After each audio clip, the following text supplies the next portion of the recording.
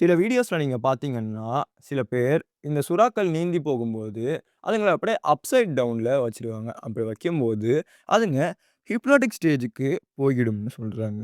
ஒரு வயசுக்கு மேல நம்ம மனிதர்களுக்கெல்லாம் பல்லு உடைஞ்சிருச்சுன்னா, அது வளர்றதே ரொம்ப கஷ்டம்னு சொல்லுவாங்க.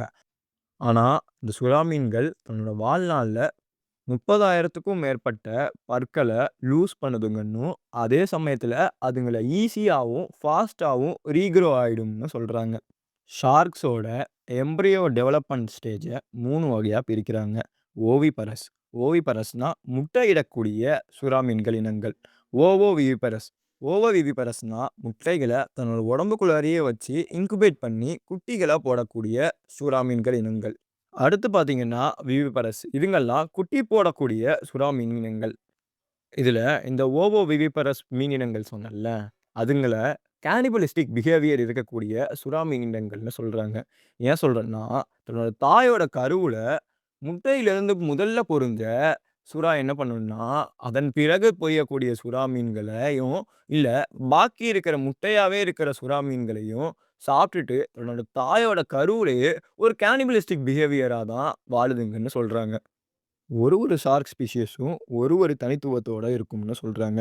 லைக் இந்த டைகர் ஷார்க்ஸ்க்கு இந்த பேர் வந்ததுக்கான ரீசன், அதுங்களோட உடம்புல பார்த்தீங்கன்னா, அங்கங்க டைகருக்கு இருக்கிற மாதிரி லைட்டா ஸ்ட்ரைப்ஸா இருக்கும்.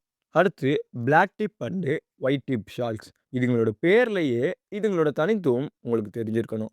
இதுங்களோட ஃபின்ஸோட டிப்ல பிளாக் கலர்ல இருந்தா, அது பிளாக் டிப் ஷார்க். அதுவே ஒயிட் கலர்ல இருந்தா ஒயிட் டிப் ஷார்க். சாட்டை மாதிரி வால் பகுதி இருக்கிறதுனாலேயே இந்த சுறா மீன் இனங்களுக்கு த்ரெஷர் ஷார்க்ன்னு பேர் வந்தது. அது மாதிரி இந்த கிரீன்லேண்ட் ஷார்க்ன்னு சொல்லப்படுற ஒரு வகையான ஷார்க் ஸ்பீசியஸ தான் லாங்கஸ்ட் லிவிங் ஷார்க் ஸ்பீசியஸஸ்.